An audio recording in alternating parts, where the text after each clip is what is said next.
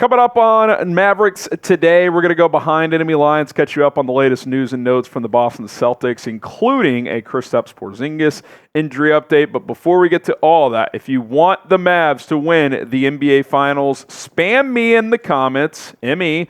Plus, we got to win this subscriber battle from now to the end of the finals. Which channel can get more subs? Help us out. Hit that subscribe button. We got you covered on a daily basis here on Dallas Mavericks Today.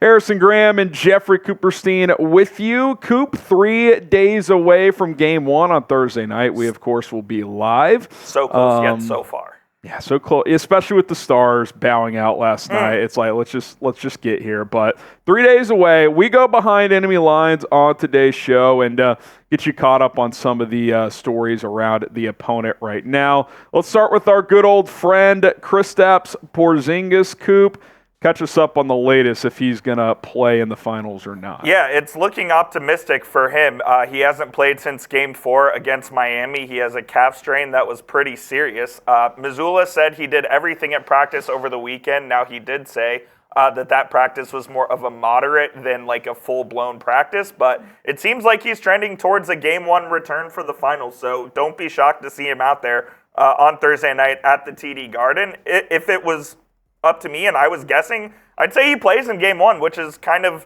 a change in thought from what I had earlier in the week where he really wasn't doing anything, but it seems like he's progressed enough to where he's probably going to play. Yeah, and if he's full go for the finals and is close to 100%, that probably changes a lot in this series. I mean, I picked the Mavs in 5.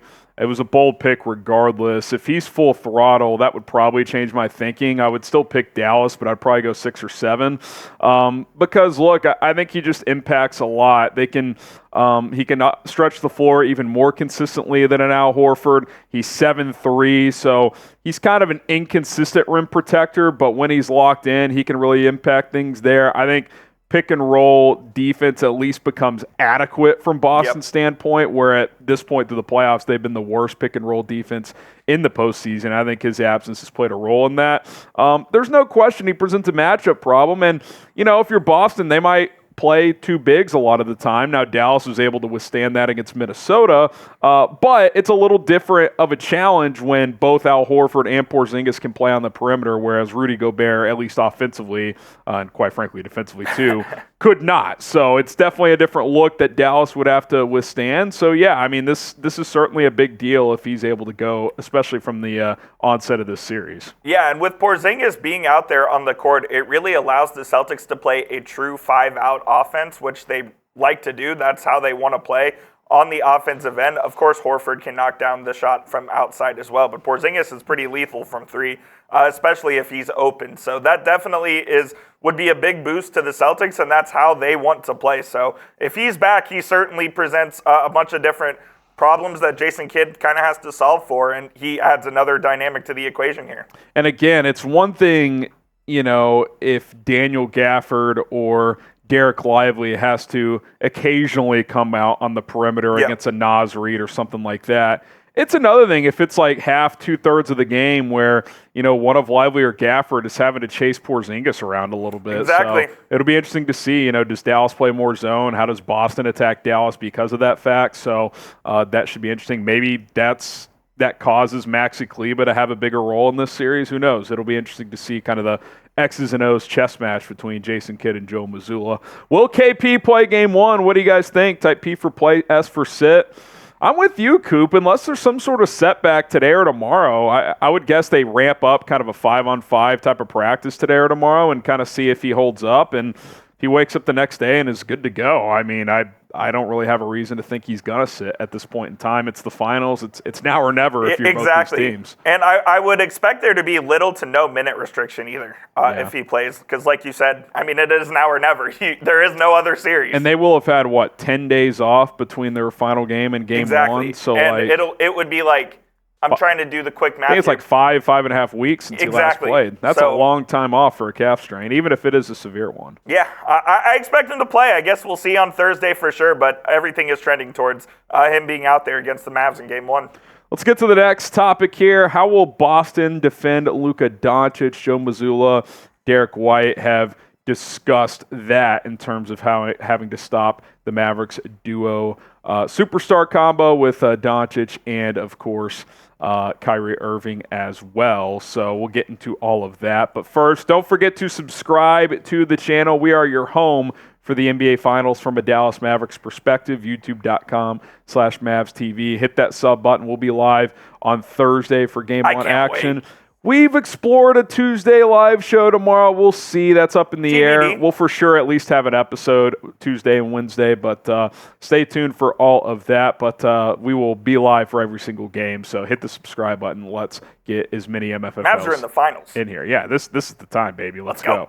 Okay, Dereck White, on talking about Luka and Kyrie, how they defend them. He said, look, there's no really stopping them. You just try to make it difficult for them. They're going to take tough shots, and they're going to make some tough shots. So just continuing to trust the game plan, trust that over 48 minutes, what we're doing is going to work. Joe Mazzulla added this, saying there is no stopping. There's defending them at a high level, and there's playing a complete game because every part of the game is connected. And, yeah, I mean, look, it would be naive for Dereck White to come out and be like, yeah, I'm going to clamp Kyrie or something like that. Yeah, exactly. Anthony Edwards kind of did that before last series, and we saw where that got Minnesota. So I just think it's a bad strategy to do. So I think that was probably smart to be like, yeah, man, we're just going to make it as tough as possible. And that's reality. When you play superstars, eventually they're going to score. They're going to make plays. It just comes down to Dallas' superstars making more plays than Boston superstars. I think that is the biggest key in the game, absolutely. If the Mavs superstars outplay the Celtics superstars, they're going to win the finals. So that's kind of how I see it. And here are, I think, the main three guys that will have the job of defending Luka. I think it's going to be Brown and Tatum with Holiday. And they're going to throw all sorts of kind of bodies at him. They're going to throw all sorts of different coverages at him as well. They're going to try to make life as difficult as possible for him. But as we've seen before, teams have done that, and Luka will still get his, So it'll be a difficult matchup for the Celtics, but they're going to try to be as physical as they can, kind of like Lou Dort was there in the Oklahoma City series, and they're just going to try to frustrate him as much as possible. Do you expect Boston to trap a lot? Because I don't, especially early on in the series.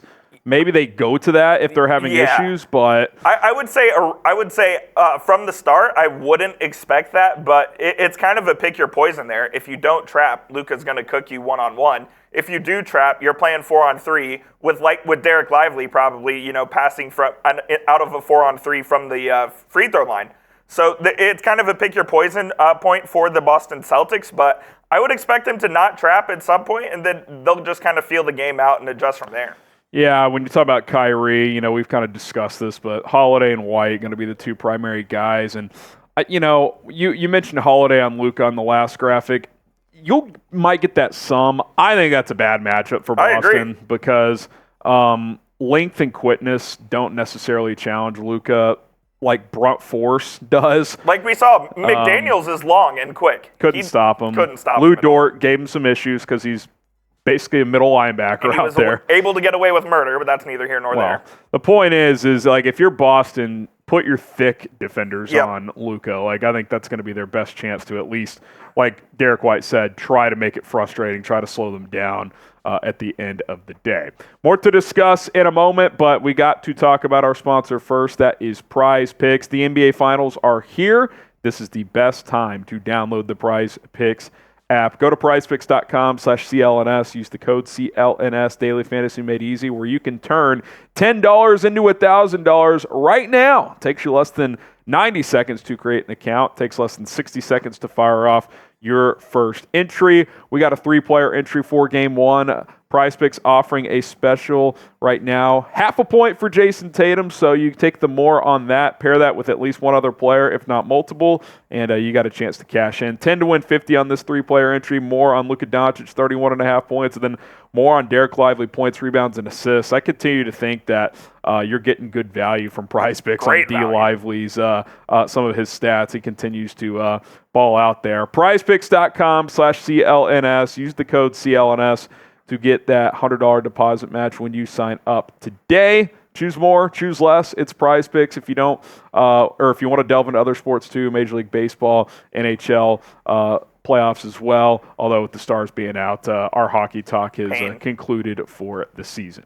Okay, now let's take a shift to the Boston bench, Coop, because I do think this is maybe not clear, but I do think an advantage for Dallas because, one, Dereck Lively, the way he's played coming off the bench, has been fantastic. And even though the consistency hasn't been there from the guards, I think, between a Josh Green and even a Jaden Hardy, is Peyton Pritchard consistently going to outperform them? Maybe he will. He's certainly shot the ball well in the postseason, but I don't know.